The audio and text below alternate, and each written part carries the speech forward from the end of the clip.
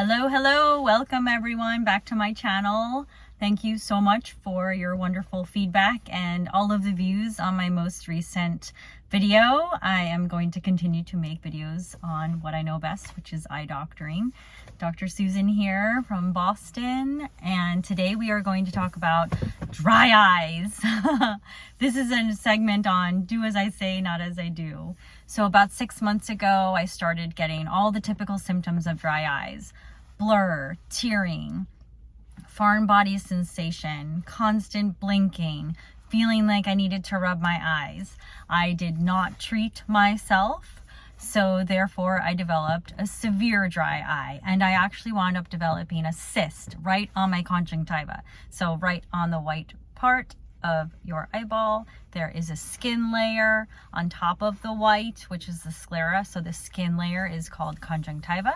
And many people know this as pink eye they get when their eyes are red. So that's viral conjunctivitis, or you can get a bacterial conjunctivitis when you're tearing green or yellow.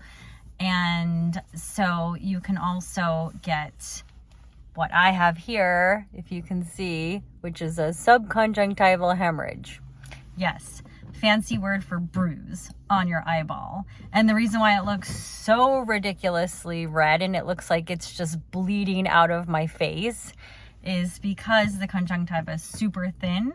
So if you get a bruise on your arm, let's say, it's going to maybe turn like purple, green, yellow eventually, and this will too.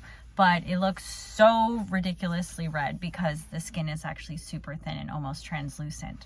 So 6 months ago, started with the dry eye, did not treat it, continued to squint. I developed a giant cyst on the white of on the conjunctival layer, and that was just this giant bubble on my eyeball, and it looked ridiculous. So I finally got it removed. And I wish I videotaped it, but she came at me with a needle and popped it.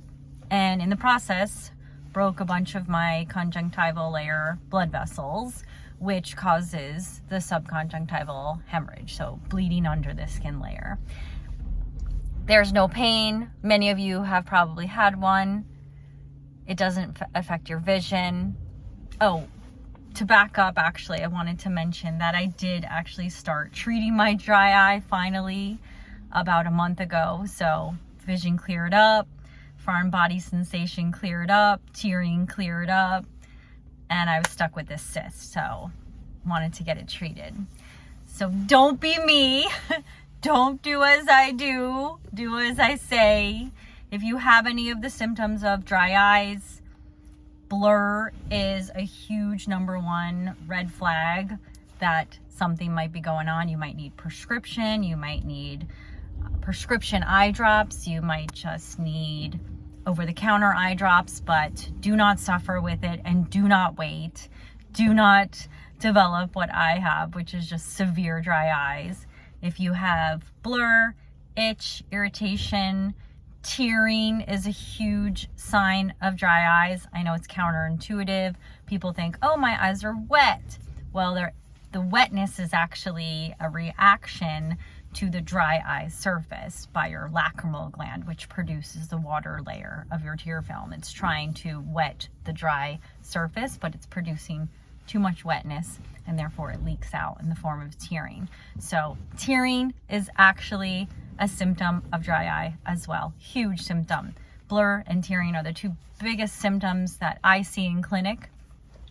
So get that treated right away. You can start out with over-the-counter artificial tears. Make sure they are non-preserved. You don't want to put preservatives on top of a dry eye surface. It will make it worse, and then it might actually make you become dependent on the eye drops. So non-preserved or sterile, they usually come in a big box of little vials, and each vial, once you open it up, you can actually snap it back, and you're going to want to keep it. It lasts for 24 hours once it's opened. So use that little bad boy up and move on to the next vial. And keep your eyes moist. We are going into the winter season. It is dry eye season, so please do not suffer. You do not need to suffer. Red eyes are not normal. Oh, obviously the biggest indicator of dry eyes is the eyes looking red. Not red like this, but you know, that like bloodshot look, like you just smoked a fat one. Sorry, I don't have this video for children. So anyway, treat your dry eyes. Stay on top of it. At least 4 times a day, you're going to want to put that wetting drop in. You can put it in more often, especially if you're going to be using the computer. You're going to want to wet your eye maybe even every 30 minutes. So definitely go ahead and do that. All right, I hope this helped. Do not suffer. Treat your dry eye. Get on top of it now before we really get into the cold weather. And I will talk to you soon. Have a great day.